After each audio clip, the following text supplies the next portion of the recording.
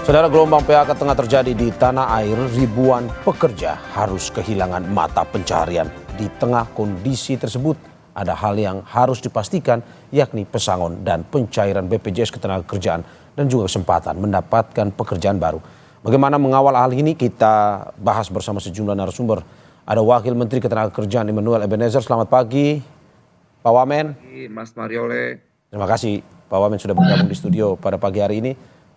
Ketua Umum Konfederasi Aliansi Serikat Buruh Indonesia atau KASBI, Sunarno. Mas Sunarno, terima kasih Mas sudah ada di studio pagi ini. Selamat pagi Mas. Dan juga mantan karyawan Sritex, Arief Wahyu Irwandi.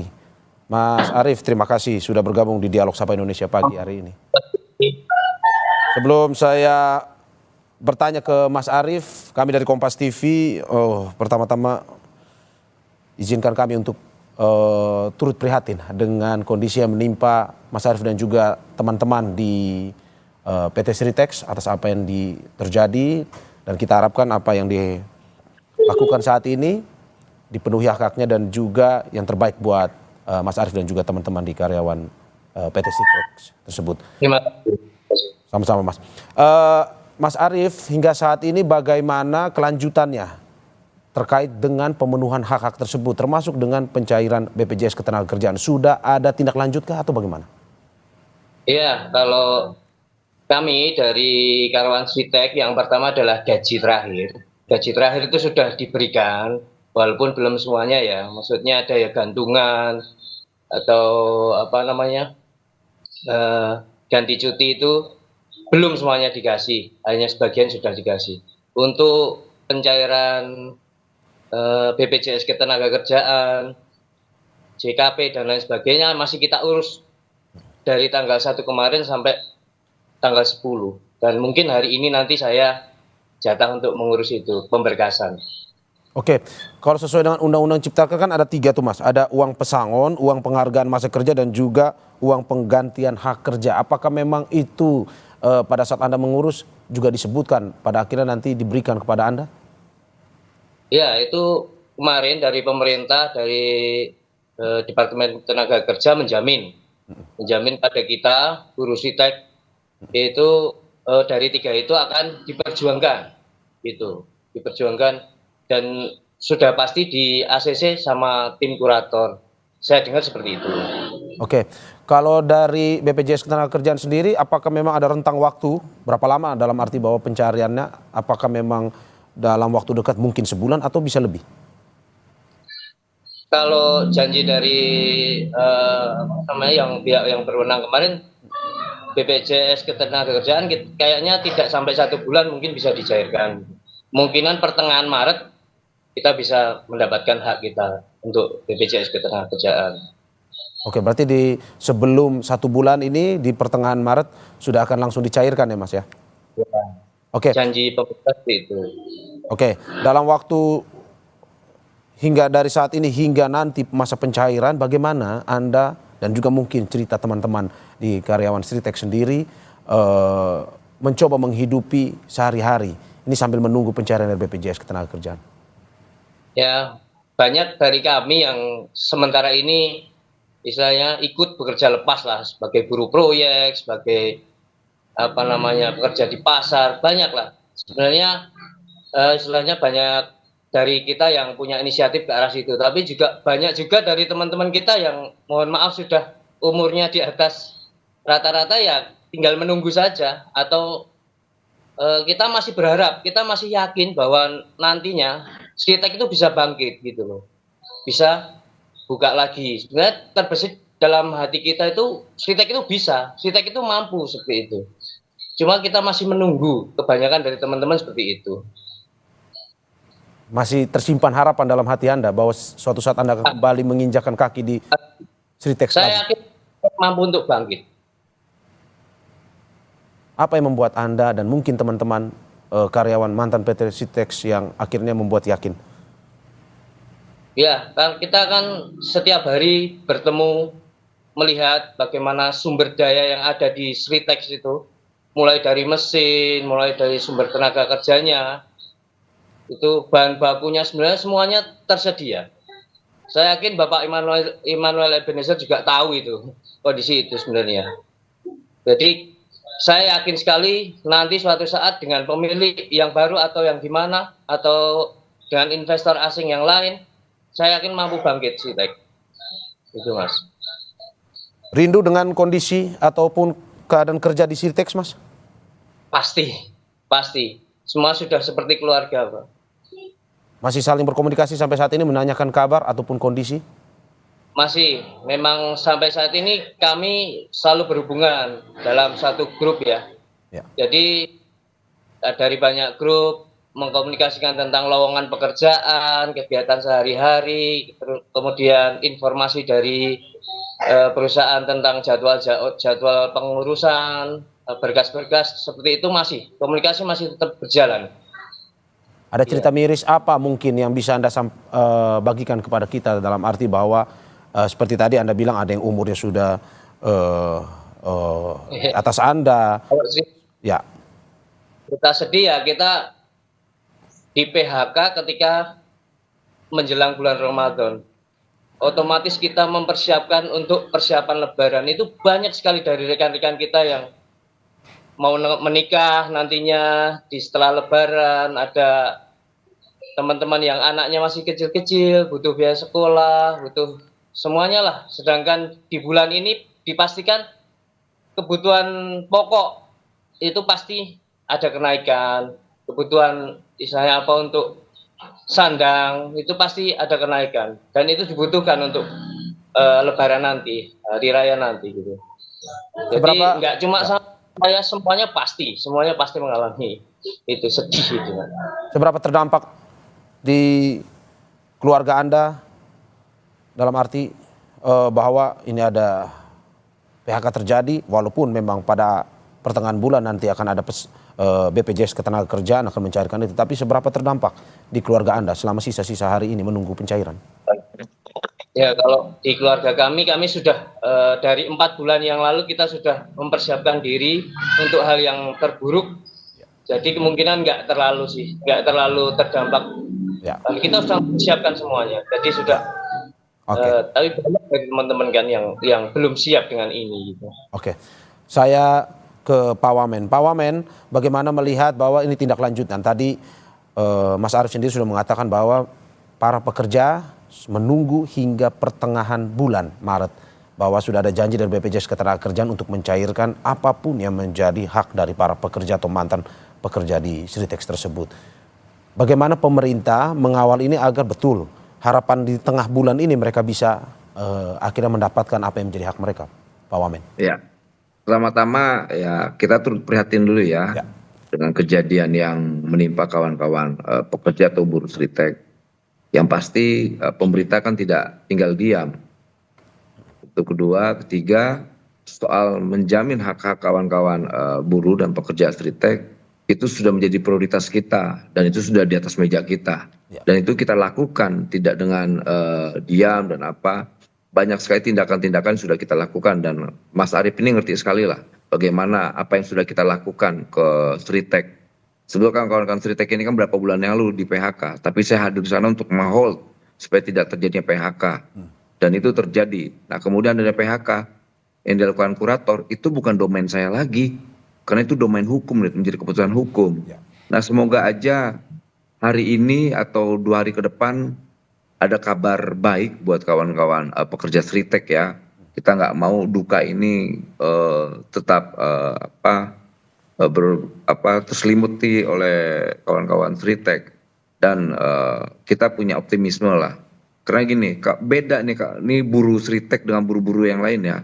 Mereka di Sritex itu jiwa patriotismenya itu tinggi sekali. Saya ngerasain atmosfer itu kayak Mas Arief. Jadi mereka tuh secara emosional antara perusahaan, owner dan buruh itu seperti emang keluarga besar, itu beda banget ya benar. Jadi nuansa emosional itu benar-benar ada di Sritex itu. Makanya mereka merasa kehilangan rumah kedua mereka mungkin menurut saya. Mereka merasa kehilangan. Jadi wajar ketika kawan-kawan itu nangis dan sebagainya. Nuansa emosional itu terkuak kayak di sana ya. Saya pun sebenarnya mau nangis sebetulnya ngeliat situasi itu. Tapi ya sudahlah, kita kan negara nggak boleh emosional ya, negara rasional. Makanya kita melakukan upaya-upaya tindakan-tindakan yang menjadi kewenangan saya sebagai Kementerian Tenaga Kerja. Jadi upaya-upaya itu misalnya terkait hak mereka untuk mendapatkan pesangon, kita pantau, kita lihat. Kedua, hak mereka untuk mendapatkan program jaminan kehilangan pekerjaan. Ketiga adalah program JHT, jaringan hari tua, jaminan hari tua, dan semua itu kita lakukan. Dan Mas Arief ngerasain kok, kita langsung perintah itu dinas, dan saya bilang pantau, nggak bisa tidak. Mas Arief tahu banget lah bagaimana saya melakukan upaya-upaya maksimal ke kawan-kawan buruh Sritek. Makanya saya kaget orang-orang di luar sana kok teriak-teriak, mereka nggak tahu realita itu di dalam. Yang tahu itu kawan-kawan buruh, serikat pekerja, dan kita. Makanya saya heran kenapa yang ngamuk-ngamuk orang di luar Sritek. Kawan-kawan Sritek kayak enggak, mereka sadar, mereka memaklumi dan mereka memahami situasi itu. Gitu. Jadi ya sekali lagi Mas Arief, salam hormat saya buat kawan-kawan buruh Sritek. Memang situasi ini memang tidak bisa dihindarkan. Tapi apapun itu ya negara tetap harus hadir. Negara harus hadir di tengah-tengah kegelisahan ini. Makanya kita selalu menyampaikan bahwa kita harus menjamin hak-hak kawan-kawan pekerja itu. Terkait apa? Hak mereka, hak mendapatkan pesangon. Hak apa lagi? Hak mendapatkan program-program dari pemerintah. Nah kemudian kalau kawan-kawan buruh atau pekerja ingin alih profesi, misalnya mau jadi tukang las, operator apa gitu. Nah itu kita ada BLK yang kita siapkan. Itu jadi ruang-ruang untuk mencari pekerjaan di luar juga kita sedang upayakan. Misalnya kita coba mengumpulkan mitra-mitra industrial kita. Coba mana-mana aja yang kawan-kawan butuh tenaga kerja. Ini ada kawan-kawan kita di buruh Sritek gitu. Mereka kan sudah terampil. Mereka bukan pekerja-pekerja malas. Mereka pekerja semua di situ. Makanya harapan kita nanti kalau ada industrial yang mau menerima mereka, ya sudah terimalah, jangan pakai syarat-syarat. Ya. Gitu, biar nggak beban secara moral dan psikologis buat kawan-kawan kawan-kawan Sritek di sana. Ya. Itu yang bisa saya sampaikan, Mario. Pak Wamen, bagaimana melihat bahwa masih ada harapan tersisa dalam hati teman-teman di mantan karyawan Sritek ini bahwa suatu saat mereka akan kembali bersama lagi di Sritek? Apakah mungkin Pak melihat dengan aturan yang telah dikeluarkan oleh Mahkamah Agung pun juga apa yang telah diusahakan selama ini oleh pihak pemerintah, dari Pak Wamen sendiri melihat apakah mungkin ada harapan itu bisa terwujud? Ya harapan itu kan harus ada, tidak boleh tidak. Ya. Bangsa ini nggak boleh kehilangan harapan dong. Ya. Nah soal peluang-peluang itu ya kita berharap misal nanti ada investor baru, semoga ada rekrutmen baru gitu loh. Ya. Itu kan yang menjadi harapan Mas Arief dan kawan-kawan. Ya. Dan jangan dipersulit, yang paling penting itu. Ya kan Mas Arief? Ya, betul Bapak. Itu harapannya, dan kita tahu banget lah, makanya kalau ada yang teriak-teriak nggak ngerti apa-apa. Ya. Mungkin bahasa saya tuh mungkin cocok itu baby monster tuh yang teriak-teriak tuh nggak ngerti apa-apa. Tampangnya serem tapi lemah. Oh kita ini masih kuat, kawan-kawan buruh Sritek aja kuat-kuat semua, mereka makanya nggak gentar. Karena mereka sudah tertanam jiwa-jiwa patriotik. Bayangkan mereka tuh ada upacara-upacara khusus di sana dan orang tidak ada yang tahu itu. Gitu loh. Bagaimana patriotisme mereka antara pekerja, manajemen, sampai owner, sampai semua. Makanya etos kerja mereka tuh luar biasa. Dan menurut saya udah luar biasa lah. Saya ngerasain atmosfer itu sampai sekarang. Makanya saya selain ada rasa duka ya saya menghormati semangat kawan-kawan buruh Sritek. Mereka bukan orang-orang lemah, mereka orang-orang tegar dan kuat. Ya, oke. Saya ke Mas Sunarno dari Kasbi. Mas Sunarno, bagaimana melihat tragedi menimpa para karyawan di Sritek? Pun juga pemerintah sampai saat ini terus mengupayakan bagaimana pemenuhan hak-hak yang harus mereka dapatkan. Dari Kasbi sendiri melihat bagaimana ke depan ini hak-hak ini harus sampai ke tangan mantan karyawan Sritek ataupun mereka yang di PHK secara utuh dan juga bisa terpenuhi. Ya, terima kasih Mas.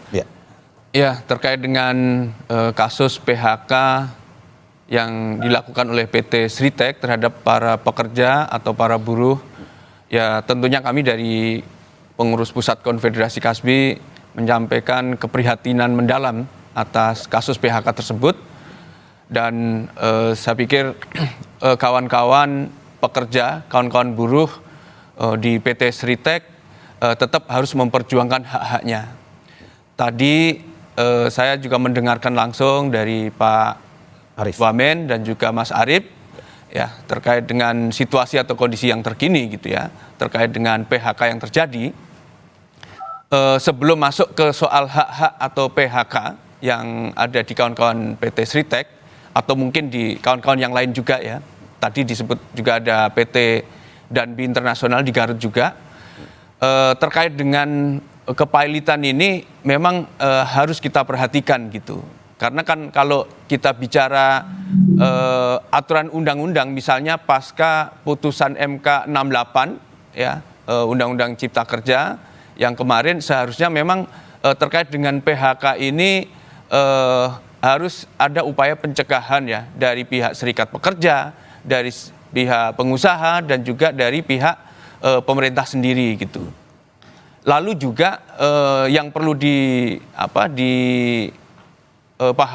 terkait dengan PHK sendiri kan kenapa fenomena PHK karena pilot ini muncul gitu. Karena kemarin mungkin saya juga menyampaikan terkait dengan pengurangan hak pesangon yang dilakukan oleh perusahaan gitu ya, yang tadinya misalnya seharusnya itu kalau perusahaan rugi misalnya di Undang-Undang 13 2 kali PMTK, lalu kalau kemudian ada pilot 1 PMTK, 1 kali PMTK. Nah sekarang ini kan menjadi setengah PMTK, artinya ini ada pengurangan hak-hak pesangon. Nah di sini saya kekhawatiran kami gitu ya, ada terjadi monopoli atau manipulasi dari perusahaan-perusahaan yang sengaja ya untuk melakukan PHK terhadap buruhnya yang memang masa kerjanya itu sudah puluhan tahun, Mas. Jadi ini kan selisihnya kan sangat banyak gitu ya kalau terjadi PHK. Maka kami juga masih belum clear soal kepailitan ini, apakah benar kepailitan ini palit yang serius yang memang itu dengan situasi perusahaan gitu ya, karena rugi dan lain sebagainya gitu, atau ada skenario gitu ya sengaja untuk tadi mengurangi hak-hak pesangon teman-teman buruh tadi dengan memanfaatkan Undang-Undang Cipta Kerja, dalam hal ini PP 35 tahun 2021, Mas. Oke, tapi kan sudah ada putusan MA sebenarnya menyatakan bahwa kalau Sritek kasusnya, contoh kasusnya itu memang sudah pilot. Dalam arti bahwa Anda melihat masih ada permainan seperti itu atau seperti apa sebenarnya? Ya, justru karena di Sritek ini kan ini perusahaan tekstil terbesar ya, bisa dikatakan terbesar dan karyawannya puluhan ribu gitu ya. Yang kita khawatirkan ini kalau dari kita, dari serikat pekerja, dari pemerintah enggak melihat kasus ini lebih dalam, ya khawatirnya ini jadi tren juga nih bagi perusahaan-perusahaan yang lain gitu. Nanti tiba-tiba muncul perusahaan ada dipilotkan gitu dari pihak biasanya itu perusahaan-perusahaan suppliernya atau vendor-vendor gitu, Mas. Nah ini yang saya khawatirkan. Makanya saya juga meminta kepada Pak Wamen agar proses ini benar-benar diawasi gitu. Ya jangan sampai nanti justru teman-teman pekerja ini justru dikorbankan gitu. Karena kalau di sini ya, misalnya tanggung jawab PHK itu setelah dipilotkan itu kan jadi masalahnya itu kan ada di kurator, Mas. Ya. Nah, nanti itu sudah kan bukan di perusahaan awalnya lagi ya? Bukan. Dia sudah diserahkan ke kurator ya? Dengan kurator, lalu nanti kan ada lelang perusahaan ya kan, harus dijual tuh. Nah, kita kan juga nggak tahu nanti apakah hak pesangonnya itu bisa dicukupi dari hasil penjualan dari asetnya tadi gitu. Nah ini kan juga yang saya khawatirkan dari proses ini tadi disampaikan oleh Pak Wamen, dengan proses pengawalan ini ya memang harus ketat gitu. Dari pemerintahan daerah ya, misalnya di Snaker Kabupaten Sukoharjo, Bupati, lalu juga dari Gubernur Jawa Tengah. Ya, harus lebih intens lagi untuk memastikan dari hak-hak teman-teman buruh ini. Ya tidak hanya Sritek, tetapi memang dari Kasbi sendiri melihat bahwa seluruh perusahaan yang akhirnya memphk-kan karyawannya ini yang pada akhirnya terus menjadi tanda tanya ya, Mas. Betul. Jadi bukan hanya Sritek, ada di Garut, ada di PT Danbi, ada juga di PT Bapintri dan juga ada di Kalimantan Barat itu PT Duta Palma di Sambas. Ya, oke. Oke, saya ke Pak Wamen. Pak Pak Wamen, bagaimana mengawal apa yang dikhawatirkan oleh Kasbi ini, di mana saat ini untuk terkait dengan pesangon dan segala macam sudah bukan di pihak perusahaan utamanya, tetapi di kurator, dan bagaimana kurator itu memenuhi hak-hak atau pemenuhan hak dari para karyawan tersebut sehingga mereka bisa mendapatkan seluruh hak sepenuhnya. Tapi jangan dijawab dulu Pak Wamen, kita saksikan usai jeda berikut. Saudara, sebelum kita lanjutkan dialog kita pada pagi hari ini, kami akan ajak Anda untuk memantau situasi terkini pasca pemutusan hubungan kerja karyawan PT Sritex yang kini tengah melengkapi berkas pencairan dana BPJS Ketenagakerjaan. Informasi terkini kita tanyakan langsung ke jurnalis Kompas TV Nikolaus Irawan yang sudah berada di Sukoharjo di Jawa Tengah. Selamat pagi Mas Niko. Bagaimana proses pencairan BPJS Ketenagakerjaan untuk mantan pegawai Sritex dari pantauan yang Anda ingin sampaikan kepada kita dan kapan bisa dicairkan? Baik, selamat pagi Mario dan juga saudara. Memang benar pada hari ketiga pasca PHK massal ribuan buruh Sritex ini, mereka diminta untuk kembali datang ke pabrik untuk mengurus pengajuan berkas dari BPJS Ketenagakerjaan. Nah, untuk hari ini yang dijadwalkan pada pukul 8.30 nanti diundur menjadi pukul 10 pagi begitu. Nah, untuk proses pencairannya saat ini kita masih menunggu konfirmasi pihak yang bersangkutan, dan karyawan yang kami tanya hanya menjawab nanti akan diinfokan kemudian begitu, Mario. Oke, berarti hingga saat ini jam 10 nanti ya, sesuai dengan informasi Anda, Niko, bahwa mantan karyawan PT Sritex akan berkumpul dan juga untuk mengurus BPJS Ketenagakerjaannya. Ya, betul sekali. Nanti pukul 10 mereka baru akan berbondong-bondong datang ke pabrik untuk menyerahkan berkas-berkas yang diminta seperti NPK, buku peserta BPJS, kemudian fotokopi KK, fotokopi KTP, dan fotokopi buku tabungan. Begitu, Mario. Ya, terima kasih Nikolaus Irawan atas laporannya dari Sukoharjo, Jawa Tengah. Selamat bertugas kembali. Dan saya kembali bersama para narasumber saya. Ada Wakil Menteri Ketenagakerjaan Immanuel Ebenezer, ada Ketua Umum Konfederasi Aliansi Serikat Buruh Indonesia atau Kasbi, Sunarno, dan juga mantan karyawan Sritex Arif Wahyu Irfandi. Saya ke Pak Wamen. Pak Wamen, bagaimana tadi kelanjutan bahwa ada ketakutan, mungkin juga kekhawatiran dari Kasbi yang mengatakan bahwa ini perusahaan pada akhirnya apakah mungkin saja harus akan menghindari terkait dengan pesangon atau tidak, karena saat ini sudah bukan di tangan perusahaan lagi tetapi sudah di tangan kurator untuk memenuhi hak-hak dari karyawan yang terkena PHK tersebut. Bagaimana pemerintah ini mengawal agar ini sampai ke tangan masyarakat yang terkena PHK? Oke, pertama-tama saya sampaikan bahwa ini untuk kedua kalinya. Dulu manajemen punya komitmen untuk tidak mem-PHK dan itu terjadi tidak PHK.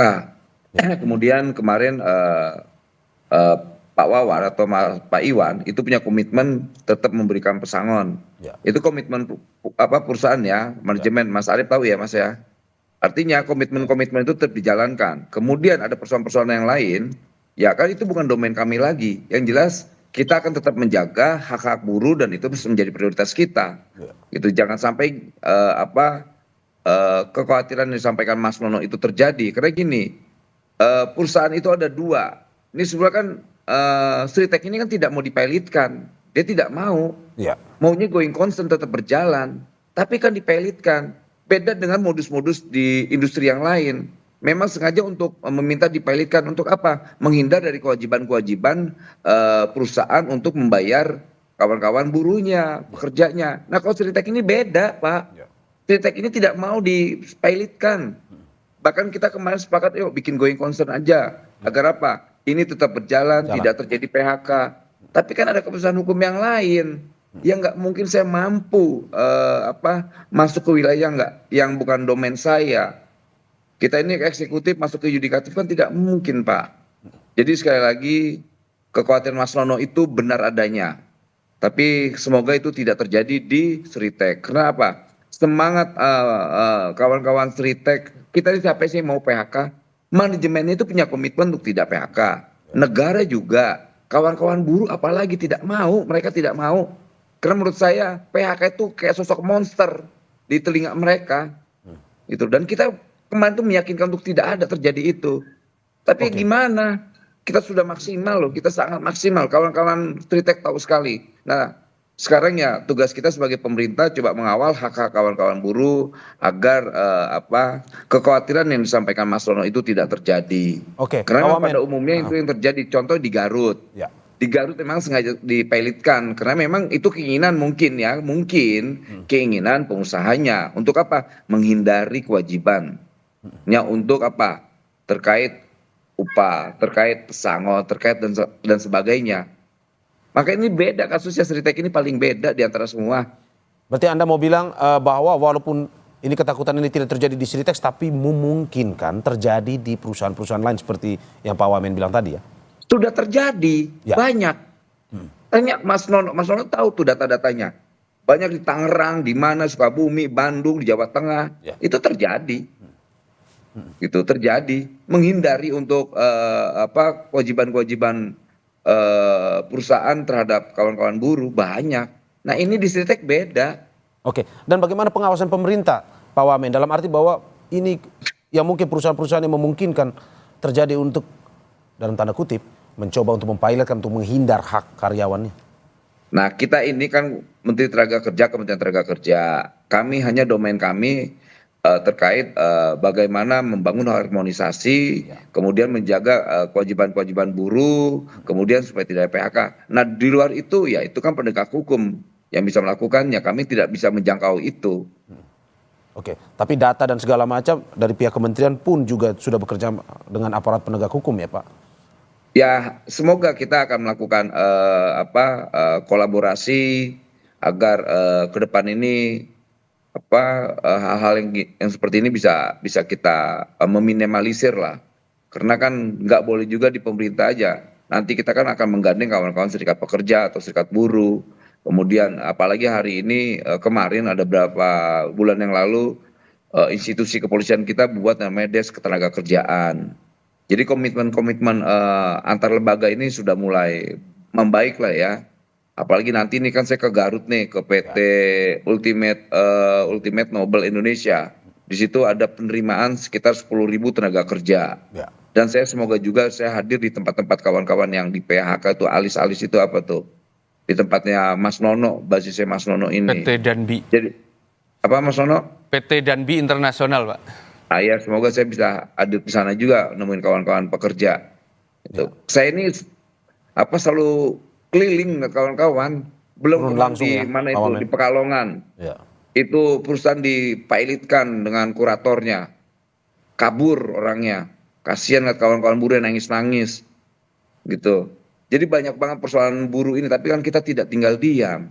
Kita tetap kerja, kita melakukan upaya-upaya yang maksimal, gitu. Memang kita mampu ngeliat tetesan air mata buruh, nggak mampu Pak.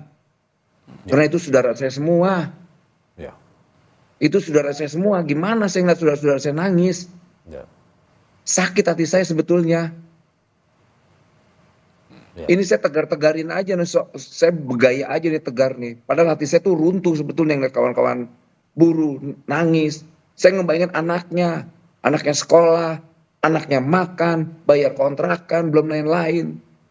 Itulah persoalannya. Tapi nggak apa-apa, beban ini harus saya pikul. Saya nggak mundur sedikit pun.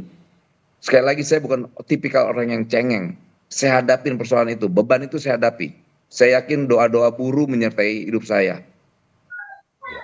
Oke, saya ke Mas Arief lagi. Mas Arief, ada usulan ataupun solusi dari pemerintah yang menyediakan lapangan kerja, ada 10.000 lebih lapangan kerja di Sukoharjo. Itu untuk membantu mantan karyawan Sritex yang terkena PHK. Dari Mas Arief maupun juga dengan teman-teman karyawan yang lain, apakah memang ini menjadi solusi jangka panjang pula untuk bisa menghidupi keluarga, ataupun ada solusi lain yang mungkin bisa ditawarkan ke Pak Wamen? Ya, kalau dari kami ya, dari pekerja mantan ex-Sritex ya, yang utama adalah kita minta untuk realisasi masalah hak-hak kita dulu aja. Kalau sebenarnya lowongan kerja yang baru, memang kita udah dapat info banyak sekali lowongan kerja yang dibuka di Sukoharjo. Ya. Tapi kembali lagi saya utarakan bahwa banyak dari kami yang saat ini usianya mungkin lebih dari apa yang dipersyaratkan atau syarat formal untuk masuk ke perusahaan tersebut gitu. Jadi saya minta diperhatikan juga untuk rekan-rekan ex-Litek yang notabene umurnya sudah lebih dari 45 tahun lah seperti itu.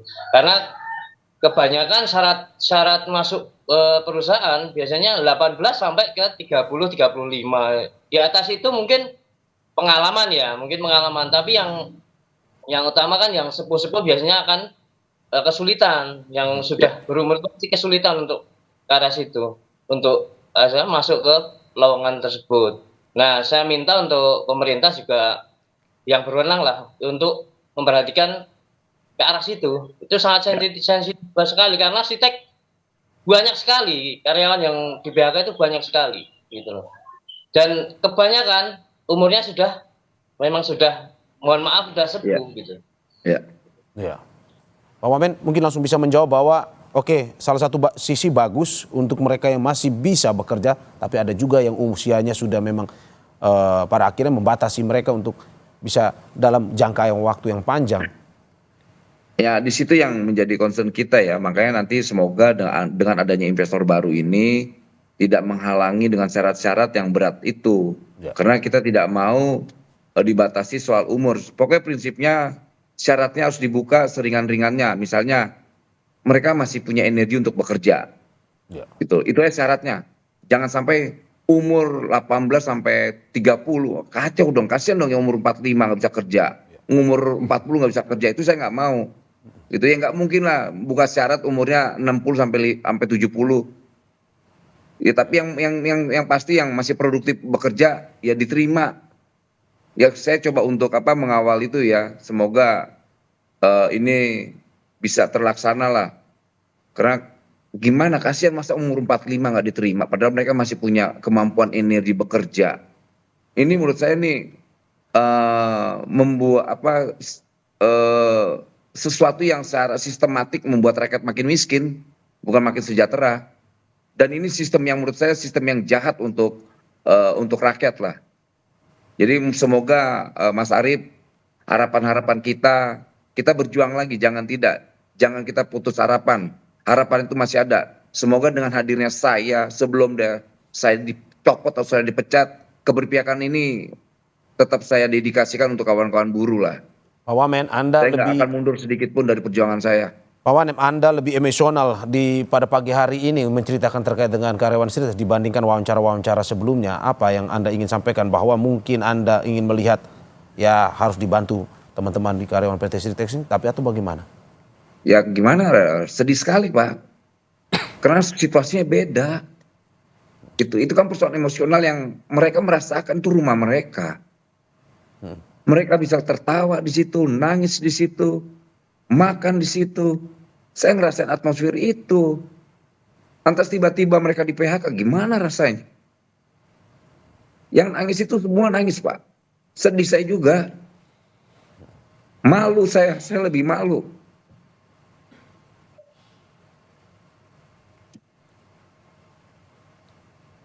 Yang bisa kita lakukan cuma berdoa, udah nggak ada lagi. Ya tapi kan saya harus tegar, nggak bisa enggak. Saya harus hadapin semuanya. Saya nggak mau sedikit pun mundur, nggak mau.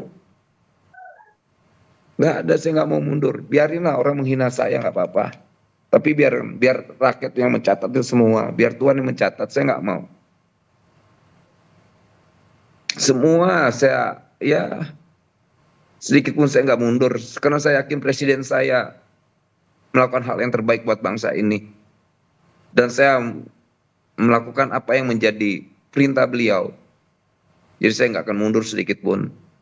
Kalaupun dipecatlah nggak apa-apa saya. Tapi saya tidak melakukan hal-hal yang menyimpang. Karena ini sikap saya adalah soal keberpihakan. Keberpihakan terhadap kawan-kawan buruh, pekerja, dan semuanya. Saya ngerasain menjadi pengangguran. Saya merasakan menjadi buruh. Sakit Pak. Tuh. Jadi Mas Arief, salam buat kawan-kawan, anak di rumah, istri. Ya saya mohon maaf sekali, saya tidak mampu menjangkau persoalan keputusan hukum yang dilakukan oleh kurator. Itu Mas Arief. Terima kasih, Pak. Saya mohon maaf sekali, Mohon maaf sekali saya. Ya, Pak Arief, ini adalah sebuah kesempatan di mana Pak Arief juga bisa, walaupun Pak Wamen belum bisa ke sana, tapi ini adalah sebuah kesempatan dari Pak Arief dan juga teman-teman karyawan Sritex bisa memberikan atau masukan kepada Pak Wamen dan juga memberikan pernyataan langsung kepada Pak Wamen. Dari Mas Sunarno dari Kasbi. Mas Sunarno, bagaimana melihat ke depan, apa yang solusi jangka pendeknya dari pemerintah kepada karyawan agar ini karyawan bisa terpenuhi, bisa kembali, dapur bisa ngebul, dan juga mereka bisa hidup walaupun pada akhirnya terkena PHK ini? Ya, terkait dengan PHK ini Mas, satu orang, 2 orang, atau bahkan sampai puluhan ribu orang gitu ya. Ini kan sebenarnya bukan hanya sekedar angka atau statistik gitu ya. Karena saya yakin teman-teman buruh atau pekerja ini mereka juga punya beban luar biasa gitu. Punya tanggungan gitu ya dengan anak-anaknya, entah keluarganya, istrinya dan lain sebagainya. Artinya mereka bekerja ini tentu untuk memperjuangkan untuk kehidupan yang lebih baik bagi keluarganya. Nah, kasus PHK ini memang harus dilihat lebih dalam lagi. Jadi kenapa ada tren PHK, kemudian ada pilot segala macam ini ya. Saya pikir tugas dari kita, dari serikat pekerja, dari pemerintah, dari pengusaha, ya bagaimana meminimalisir atau melakukan pencegahan terhadap PHK-PHK ini. Lalu kalau memang PHK ini tidak bisa terhindarkan, jadi hak-hak kaum buruh itu memang harus diberikan. Dari mulai hak pesangon, uang masa kerja, dan juga untuk pengobatan maupun perumahan gitu. Harusnya perusahaan ya itu bisa memberikan hak-hak itu. Jadi jangan pas situasi rugi lalu kemudian teman-teman buruh ini dibuang gitu. Seperti istilahnya itu makan kacang lupa kulitnya gitu kan. Nah, perusahaan ya ini untuk ke depan, perusahaan-perusahaan yang lain harus ada perencanaan, harus ada planning bagaimana hak-hak pesangon buruh ini memang sudah dipersiapkan gitu. Jangan pas situasi lagi buruk, lagi rugi, lalu kemudian terjadi PHK, lalu hak dari teman-teman buruh ini nggak diberikan. Termasuk misalnya tadi dicontohkan di teman-teman di PT Sritex. Lalu juga ada teman-teman kita ini Mas, di PT Duta Palma, di perusahaan sawit gitu. Karena ini perusahaannya disita oleh kejaksaan, lalu teman-teman itu juga terlantar. Lalu juga tadi di PT Danbi Internasional, lalu juga di PT Bapintri di Cimahi, di Sumedang ada PT Natatek, lalu ada PT KFC, lalu ada juga yang baru ini ada Tip Top katanya Mas. Di retail, Tip Top itu juga melakukan PHK. Nah, situasi seperti ini memang harus diantisipasi terutama dari pemerintah kita. Harus melihat lebih dalam lagi terkait problem PHK ini. Jadi jangan sampai fenomena PHK ini benar-benar menjadi gelombang PHK atau badai PHK beneran. Terima kasih. Kita harap antisipasi ini bisa segera dilakukan oleh pemerintah ya. Betul. Seperti yang dikatakan oleh Pak Wamen. Terima kasih Ketua Umum Konfederasi Aliansi Serikat Buruh Indonesia Kasbi, Pak Sunarno. Terima kasih atas waktunya. Dan juga terima kasih kepada Wakil Menteri Ketenagakerjaan Immanuel Ebenezer atas apa yang disampaikan pada pagi hari ini. Dan juga terima kasih kepada mantan karyawan Sritex Arief Wahyu Irfandi. Terima kasih Mas, dan kita seluruh masyarakat Indonesia pun juga dari Kompas TV turut prihatin dan semoga apa yang diharapkan bisa terpenuhi sesegera mungkin. Terima kasih Bapak-Bapak atas apa yang disampaikan. Sehat-sehat selalu. Terima kasih. Terima kasih Mas Arief.